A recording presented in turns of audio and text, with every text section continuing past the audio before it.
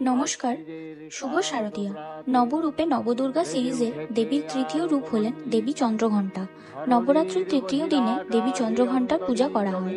দশভুজা ত্রিনেত্রা এই দেবী সাধকের সকল বিঘ্ন নাশ করেন। প্রচলিত লোককথা অনুসারে হরগৌরীর বিবাহের দিনে অনুষ্ঠান পণ্ড করার উদ্দেশ্যে তারকাসুর দৈত্য বাহিনী প্রেরণ করেন। বিবাহ কার্য নির্বিঘ্নে সম্পন্ন করতে দেবী পার্বতী ত্রিনেত্রা দশভুজা সিংহবাহিনী রূপে আবির্ভূত হন।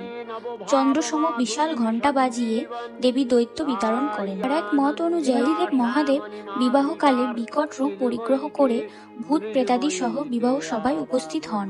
তাদের দেখে মাতা মেনকা মূর্ছিতা হন। দেবী পার্বতী চন্দ্রঘণ্টা রূপ ধারণ করেন। দেবী রূপ দেখে শিব চণ্ড রূপ সংবরণ করে বিবাহের জন্য অপূর্ব চন্দ্রশেখর রূপ ধারণ করেন এবং বিবাহ কার্য সম্পন্ন করেন।